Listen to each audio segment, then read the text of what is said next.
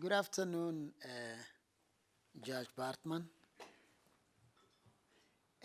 Please switch on the mic. There's some, just keep on pressing, it'll come up. Good afternoon, Chief Justice. Are Good you- afternoon, Commissioners. Are you well? I am well, thank you. Where did you do your first degree? At the University of the Western Cape. Yes. And how long did it take you to complete that degree?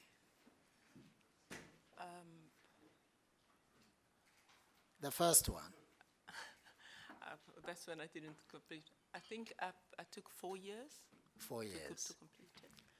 And the next one, was that BA or something? That was B. Juris, Chief Justice. B. And Juris. the second one was my LLB. Yes. And my LLB I completed over a period of 4 years. Yes. I was working, I was doing it part-time. Wow. My B. Juris I stopped. We ran out of money halfway and then went back to university. Wow. Yeah. And you soldiered on even if the financial resources were not readily available to help you proceed with your studies smoothly. That was so. And when did you act in the High Court for the first time? I started on the 6th of October 2008, and then I stayed there, Chief Justice, until I was appointed in August 2009. Do you recommend that system, or do you think it favors others against some people against the others? Tell us about that manner of allowing people to act before they make themselves available for appointment. I think it's a good system. When I started acting, I'd already been on the regional court bench and the district court bench. You really have to act to see the difference between the High Court and the lower courts. The level of complexity just is that much higher to then decide whether you should make yourself available for that.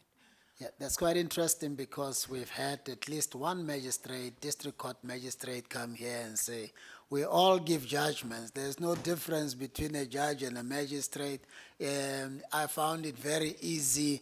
I'm ready, appoint me. So you really did get to appreciate the difference between the two the different levels of complexities at the magistrates court level and the High Court Chief level. Justice, there are levels of complexity. I've risen through the ranks of the court, and I can tell you it's not the same, it's not that easy. Yes. Yeah. And did you find warmth, assistance from all colleagues at High Court level when you acted, or was there some resistance from the likes of me? There were resistance, but on the whole, it was a collegial environment, and that's what one's looking for a collegial environment. Yes. And on the whole, that's what I found at the Western Cape. There was resistance, yes.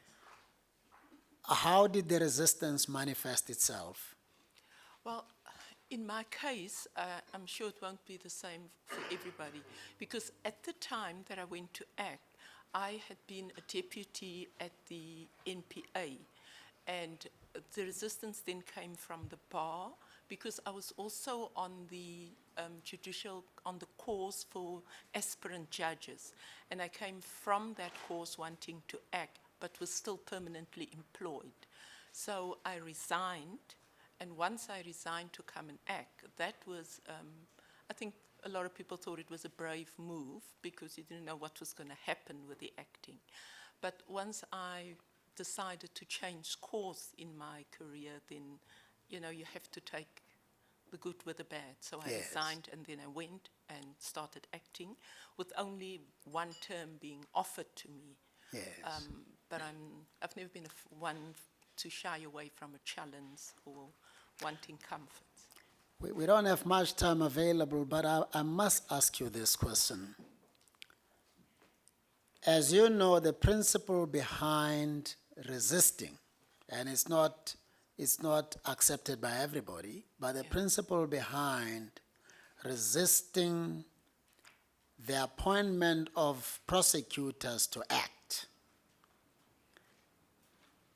as judges is that they are likely to be favorably disposed to the executive. Yeah. They are too attached to the executive to be fair-minded when cases affecting the executive come before them. Did you find yourself in some way influenced by your background in dealing with cases involving the state that came before you impartially? Was your impartiality somehow challenged or compromised by reason only of your background as a prosecutor? No, it was not. But speaking for myself, I was also, before being the last stint as a prosecutor, I'd then already been on the regional and the district court bench before I went on to the course and then wanted to act in the High Court. So it was easier for me to see the difference once it was pointed out to me that it's really not something that's desirable. I think Yes. it is undesirable. You also think it is undesirable? Yes, that's why I resigned. Okay. Now, for how many years have you been a judge of the Western Cape High Court? Since 2008, in October when I started acting, to date. And you were fairly settled as a High Court judge, you would say. Yes, I'm And for confident how- of that. Yes. And for how long have you acted as a judge of the Supreme Court of Appeal? For 12 months. I 12 started months, in- continuously. continuously. Is that a system you would encourage, or are you more for a system that requires of judges to come, act for a term or 2 terms, go back, and then have another acting stint? I can only tell you what worked for me. Sure. To be there for the year worked for me because it's quite, you have to make changes to your life and to how you work.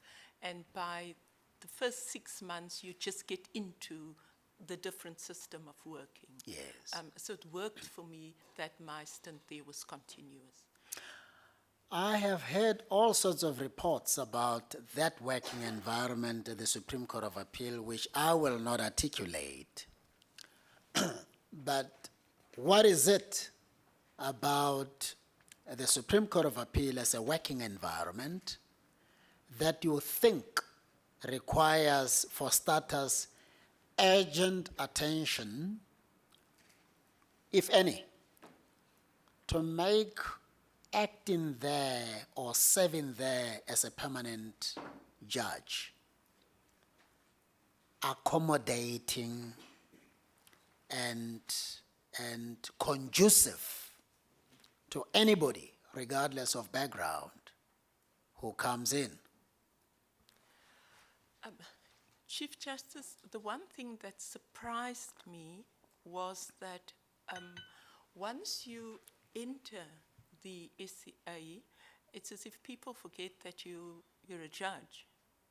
And I think or some people, not everybody, please Sure. let me not say, some people forget that you're a judge. And I think if people can just accept that the person coming there has been a judge for 5, 6, in my case, longer years, and has consistently, speaking for myself, performed satisfactorily at the High Court, to have people in the profession say this person should be considered for acting at the SCA, as happened in my case. You don't come from the streets when you come to the SCA. You're a professional. You've already proved yourself in a profession before you elevated to the bench. And then in the High Court, you've also proven yourself. So one shouldn't start from the premise that X does not know what they're doing or will probably not fit in. In practical and easy to understand terms, how does this attitude manifest itself? What do people do to make you feel that you don't belong, you are an intruder of sorts in codes, this is our space, you shouldn't be here, it's others who should rather be considered to come and act here.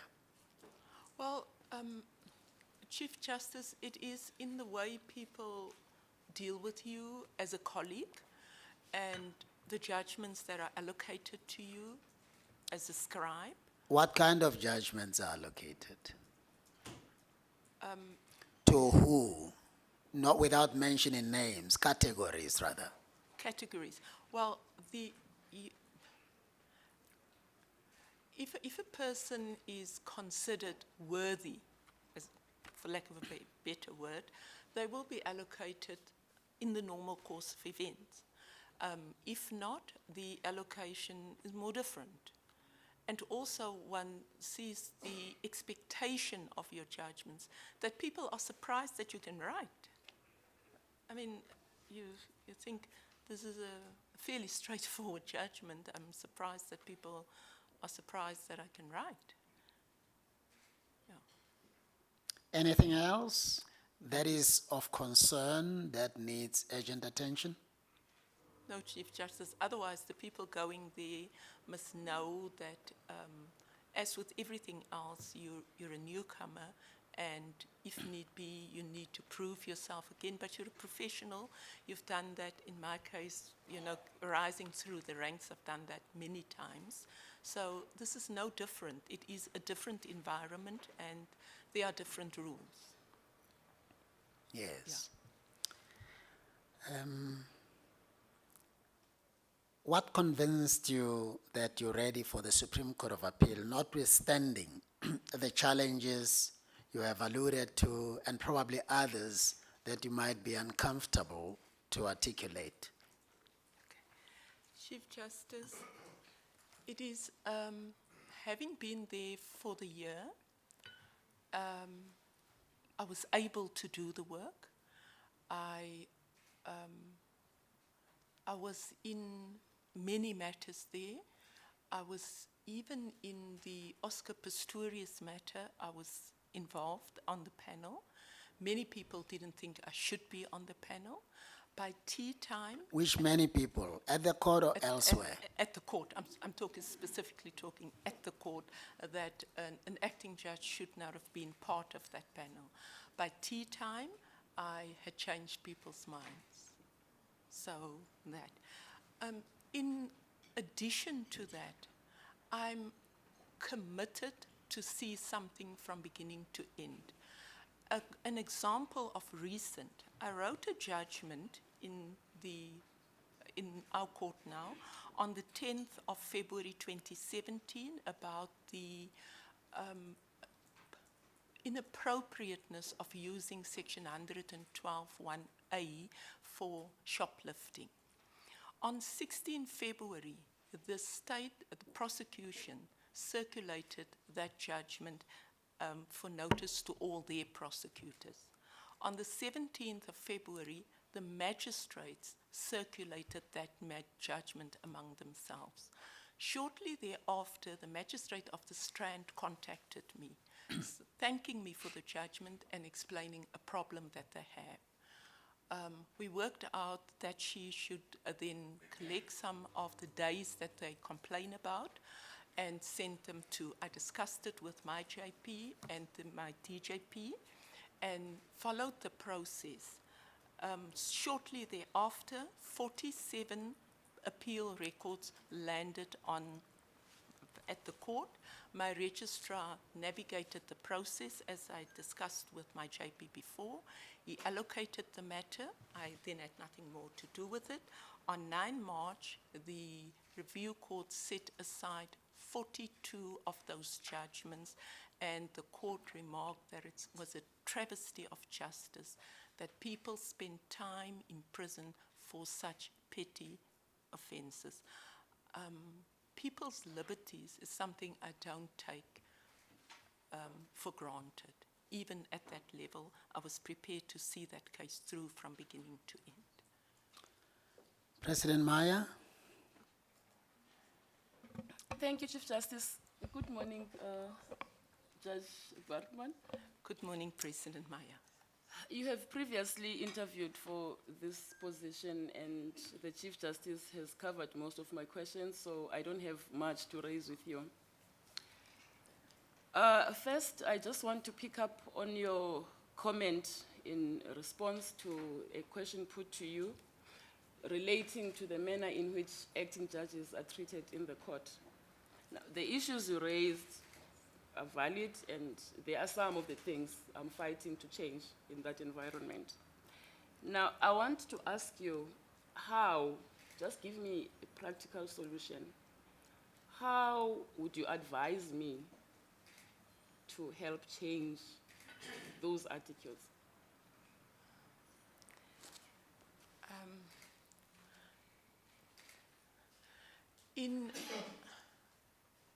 One of the things that I found startling there was the second term that I was there when the roll came out. Senior judges had nothing to write. It was the embarrassment of the day. I mean, it was unbelievable that there was a senior judge with nothing allocated to that person to write. So I think if you can start there, just the time when the roll comes out already, it's like Twitter going around the place. X has got nothing to write, A's got nothing to write. That they cannot be right.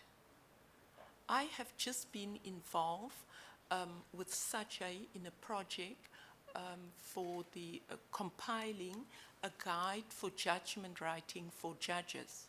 It's a project that lasted over time, and we've just handed in our completed project, a guide to judgment writing for judges. Before the end of this year, every judge in every magistrate and regional magistrate in the country will have a copy of that guide. Now, you cannot say that a person who can be involved and can complete such a document cannot write a simple judgment. When you're talking about permanent judges at the SCA, even more, I saw people's very integrity, their confidence levels dropping on the day the roll came out. Well, I can assure you that that one aspect has changed. Thank you. I have taken full control of work allocation in the court, and everybody, all the judges in that court, get a fair step at writing judgments. So it is not an issue anymore. Is there any other suggestion you could give me? No, that was Okay. Thank you. Now, the other thing I wanted to ask you relates to a concern expressed by my predecessor, President Mpati, when you last interviewed for this very position. Yeah. He expressed a concern that you had not, well, you still needed, as he put it, you needed time to hone your skills, and he was thinking of giving you more acting stints because he felt that you were not ready for the court. And according to my calculations, you had already been at the court for 3 terms, and you were in your 4th term, Yeah. just to finish a year, a very short term, 4 weeks really. How would you respond to that concern? Judge Maya, President Maya, sorry. At the time, my response was, and it still is, that I do not agree, that I was ready then, and I'm even more ready now to take up a permanent position at the SCA. I have come through the ranks of the court. I physically grew up in the courts in my career, and I bring an independent mind to the court, but a mind that's informed, and I am also open to be persuaded by colleagues and can admit when I've come to the wrong conclusion. But I always try and strive for the right conclusion. But you've seen me change my mind and say, okay, I was wrong. I can do that. And that's what that court needs. That's a mature attitude towards any matter that's allocated to you. Well, I can vouch for your willingness to be persuaded otherwise, because I remember you and I sat in a contentious matter and you had taken a certain position, but ultimately we all agreed to go a unanimous route. Yeah. And I admired that a lot. But you will also remember that in that matter, I said, give me overnight to reconsider my position. Yeah. Now, the other thing, I'm almost done. The other concern that has been raised about you is that, well, not here before, Yeah. but it's a general impression among some colleagues in the court that your skills, your judicial skills, lean more towards the criminal law side, and that you may not be adequately competent to deal with the wide range of difficult constitutional and civil law questions that are frequently brought before the court. What is your answer? How would you respond to that charge? Judge Meyer, nothing that happens in, or no matter that appears in the SCA is not something that I would or could have dealt with in the High Court. I've been on the High Court bench since 2008 to date. Only 3 of my matters has been interfered with on appeal.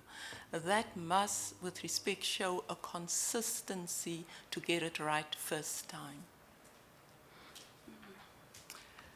Last question. Another concern is that the volume of your reported judgments, considering the time you've been a judge, is rather too low, and that makes it difficult to assess whether you have what it takes to become an appellate judge. President Meyer, the judgment that I just referred to, where the prosecutor circulated it, the magistrate circulated among themselves, and resulted in 42 convictions and sentences being set aside, was also not reported. I think once we set up our own system of reporting, you'll see a lot more of me. I don't know what the criteria is, but it's most certainly not for lack of skill on my part. Thank you, Judge Baartman. Thank you, Chief. Thank you, President Meyer. Commissioner Msomi. Thank you so much, CJ.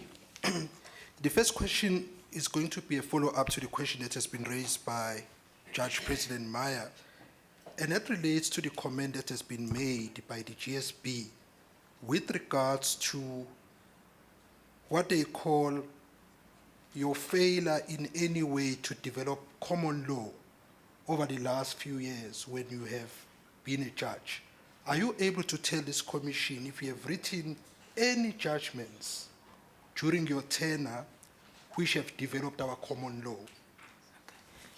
Can I just, Commissioner, in answer to that question and the comment of the GCB, my response is this. The matter that they're referring to was a matter that was in the High Court 12 months earlier and confirmed by the Supreme Court of Appeal. The matter came before me now with a precedent from my own division and a precedent from the SCA. And I'm criticized for not having developed the common law in that case. The SCA has at recent as March 2008 spelled out the necessity for precedent and for us complying with precedent. A judge is not above the rule of law. Unless you're convinced that the judgments that's gone before you in your own division and the SCA are clearly wrong, you're bound by those. The common law is developed in line with the Constitution. The constitutional guidelines is for us to comply with. If that means that you do not get to write popular judgments, so be it. But it does not mean that you can just ignore the prescripts of the Constitution. We are all subject to the rule of law. So the long and short of it is that you have not written any judgment that has developed common law. Not in the sense that they're asking for it. Last question, because we have been allocated 2 questions each, is a question that has been raised by the Black Lawyers Association when they were asked to comment about you. Their major concern is that when you look at the progressive organizations that are involved in the transformation of the legal profession and the judiciary, which are mainly NADEL and BLA, your name does not appear at all. Are you able to respond to that concern raised by them? Yes, I'd like to respond to the concern. I have been active in the profession for a very long time. Members of BLA has been recipients of my involvement to the extent that I have mentored some when they came acting. As recently as last year, I made myself available to an acting judge who came left and was really drowning in reserve judgments. I made myself available over weekends and said Sunday afternoons I'm also available. I have not joined organizations, but I've most certainly been there for the profession. Just in fairness to you, I think what the Commissioner seeks to know is, as a matter of principle, is there any reason why you did not make common cause with organizations broadly regarded as progressive, seeking to advance the interests of the previously disadvantaged lawyers? Is there any reason? Do you have an explanation? Quite apart from the good that you might have done, deliberately or coincidentally. I have attended the functions and of both organizations. I regularly interact with them, although I have not joined them physically. But I've most certainly not been absent from their activities. Commissioner Singh? Thank you very much, Chief Justice. Excuse me, I've got a cold, Judge Baartman. I think I've been largely covered by President Maya and Commissioner Msomi. But just to refer one matter, Chief Justice, to Judge Baartman, and I don't know if you can recall the Krul primary school matter and the matter of eviction. Now, my information is that this matter has been outstanding for 5 or 6 years now, and there have been a lot of case management, and that's something we were talking about earlier. You have, consultations and consultations, but it hasn't been brought to a finality. It's about eviction. And there's concern that this matter is taking far too long and they're not getting a response from the judge in this regard. If you can just comment on that. Thank you. Okay. Commissioner, that matter, if you will hear when the matter was argued, counsel for the applicant thanked me for taking the matter by the horns and forcing the parties to finally get somewhere with that matter. The one part of the judgment has been written, and that is on appeal. Judge Henny made an order in 2011. The Education Department has to date not complied with that order. I have made an order that they should comply with that order of the 2011, and that order compels the department to make a decision about the school and then follow the proper procedure with the consultations with the community.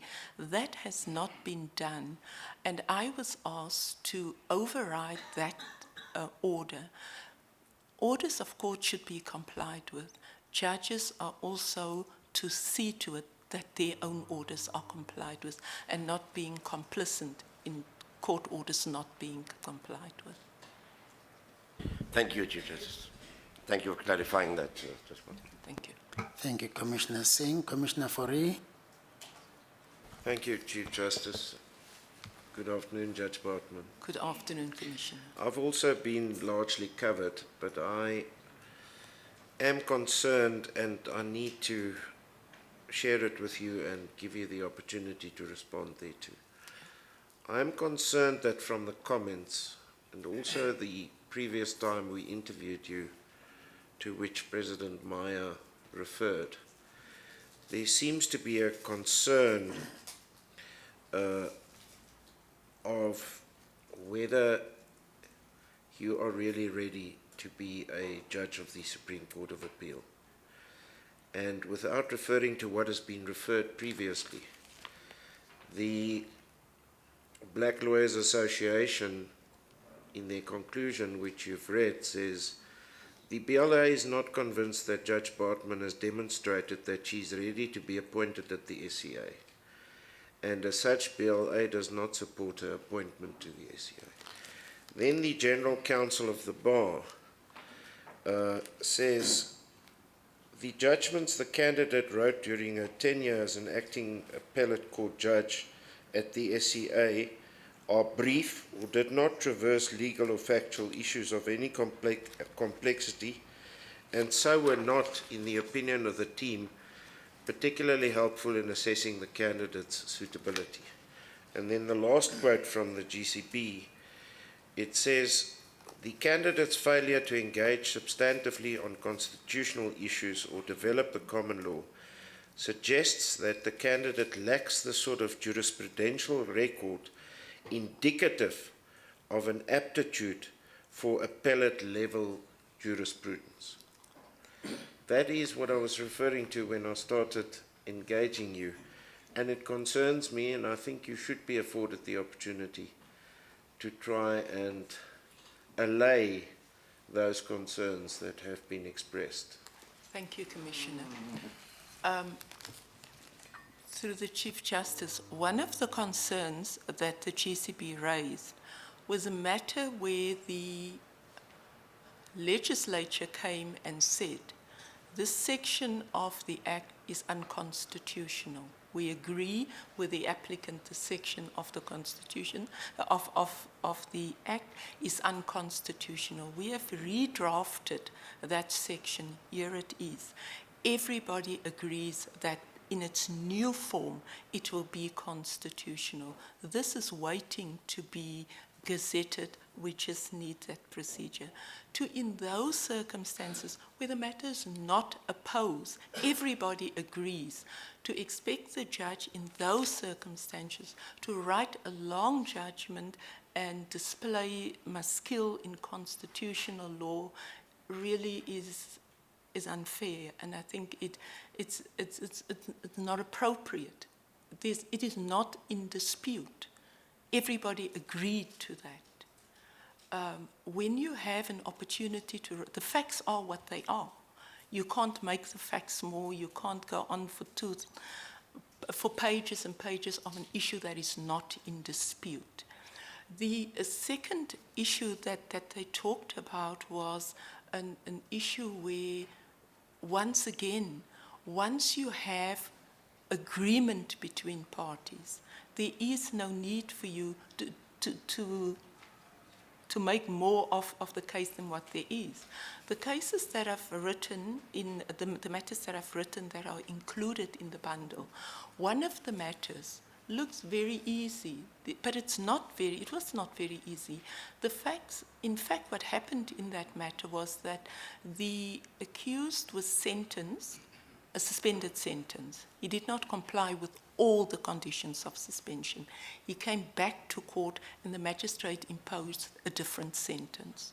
We were then faced with setting aside that because the magistrate was not allowed to do that, but in such a way to make sure that the accused is not again, when he's again convicted for theft, does not end up serving a 7-year prison sentence when he's sentenced to prison for 6 months. The order that I suggest at the end might look simple. I had some convincing to do of my fellow judges on that panel to say, it's not that simple. We have to take this person out of the jurisdiction of the magistrate's court and make sure that he only faces the sentence again when he's in the regional court, when different considerations will apply. Your conclusion is that those negative remarks The mic is off, Commissioner. Sorry, thanks, Chief Justice. So your conclusion is that those concerns by some of the law bodies are not justifiable, and we should not consider them in considering your suitability to be appointed there. I am saying in the cases that they've mentioned, it's not justifiable. Consider that I've been on the High Court bench for almost a decade and only 3 of my matters have been interfered with on appeal. It's a tendency to get it right first time. Thank you, Chief Justice. Thank you, Commissioner Fori. Commissioner Nyambi. Thank you, CJ. Afternoon, Judge Baartman. Good afternoon, Commissioner. It's one question. It's in relation to your first attempt to get to CAN now. Anything that you think can stand out that is significant that you must seriously consider for your suitability for SCA that has happened between then and now? Well, the case that I just mentioned about the 42 matters that was then set aside, I think is something that must inform my suitability and my commitment to the rule of law and a justice for all people. These 42 people are people who would ordinarily never be seen or heard. Is that the only thing? That's the only thing. Thank you, CJ. Thank you, Commissioner Nyambi. Commissioner Norman. Thank you, Chief Justice. Good afternoon, Judge Baartman. Good afternoon, Commissioner. Following up on the question that the President of the Court had asked about the former President suggesting that maybe you needed more acting stints, my concern really is you've been away from the Supreme Court of Appeal for almost 2 years now. How have you kept abreast of the developments in that court, which would not necessitate, according to you, another acting stint? You can see that I've just answered that as early as March this year.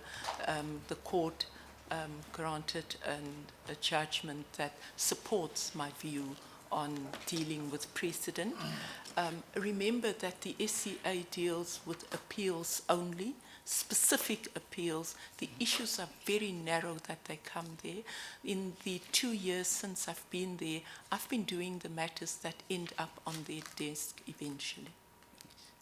Thank you, Chief Justice. Thank you, Commissioner Norman. Minister. Thank you, Chief Justice. Good afternoon, Justice Baartman. Good afternoon, Minister. At this point in time, the composition of the Cape Bar is such that less than 20 members of that bar are African, out of over 400 members of that bar. Yeah. Less than 70, actually 68 to be exact, are black generic. A recent nomination list for Silk, consisting of 17 candidates, only one of them was black generic, incidentally African, who is a member of this commission, Advocate Masuku. The same position was 3 years ago in 2015, where out of the 17 or so candidates for Silk, only one was black generic. This projects that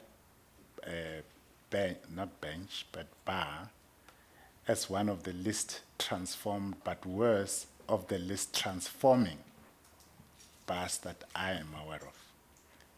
Now, having been part of the legal community in the Western Cape as long as you have been, what is it in your opinion do you believe can be done, should be done, ought to have been done a quarter of a century into democracy to transform the demographics in the profession generally so that it can become an effective feeder into the transformation of the judiciary? I think the government, as one of our biggest litigators, is probably one of the biggest culprits there. when I left the MPA, about 4 of my colleagues with me left and went to the bar. They complain, you ask them how they are, one has left the bar in the interim, and they're just not being briefed. The state briefs continuously still white males. So in your opinion, the solution lies exclusively in the state changing briefing patterns in the Western Cape? No, no. Or does it take more than that? I just want to get your full answer. Sorry, I didn't say, I said that can assist the problem. If the matters that the state deals In with, other words, my apologies, Chief Justice. Sorry. I wanted you to give me a much more holistic picture, which I believe, given the length of time you have been in the legal profession generally within the Western Cape, you should have a bird's eye view of the environment there so that you look at it, if you can, more holistically. I accept the issue and the responsibility of the state, and I'm not downplaying that. Minister, our people are very resilient, but if you're not briefed, if you're not getting an opportunity to be seen in the high-profile cases, people don't have confidence in you to brief you in other matters. The state can assist black advocates in the briefing patterns, in getting them exposure, because that's what you need as a lawyer, is exposure, so that other people and private firms can have confidence in you. People leave the bar because they're not being briefed. There's nothing wrong with them. There's nothing wrong with their skills. There's nothing wrong with their ability to argue, to articulate themselves, to write, to interact in the court. But if they're not getting briefed, there's nothing they can do. They leave the bar. You've exhausted your quota, Minister. It was too elaborate to cover 4 questions. I'm just trying to be fair to everybody. Sorry, I missed something, Chief Justice. No, I'm saying your questions, Minister, were too long to cover even 4 questions. The difficulty is that I don't think my question has been properly understood and engaged because it focuses on the aspect of this. No, I understand, but you factor that into your portion of time. As you put questions, I'll leave it there. Thank you so much, Minister. Thank you. Judge President Yapi. Thank you, Chief Justice. Judge Baartman, what is your view on the value of a dissenting judgment?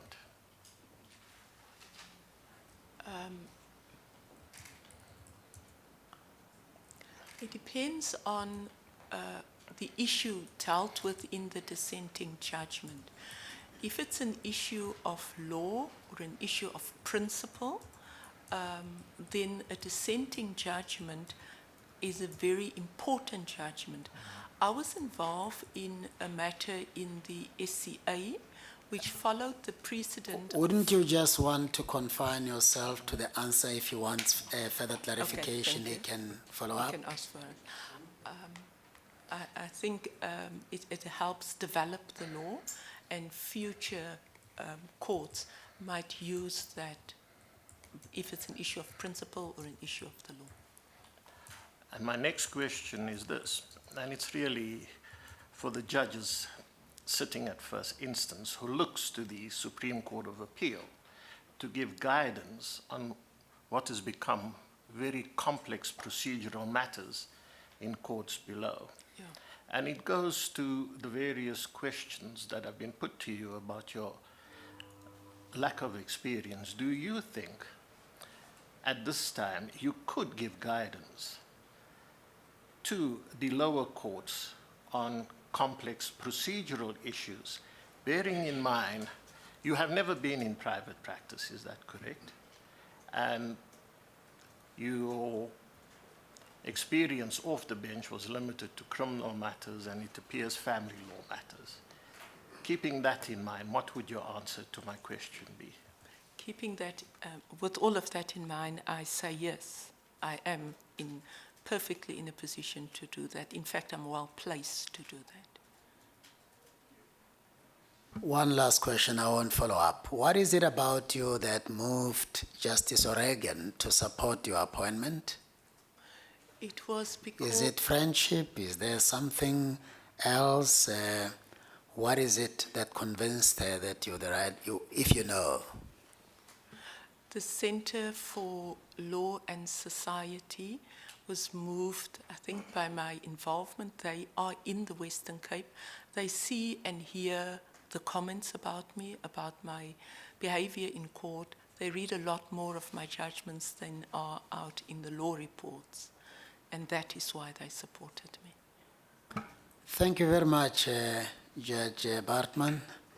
You are excused. Thank you, Chief Justice. Thank you, Commissioner. Thank you.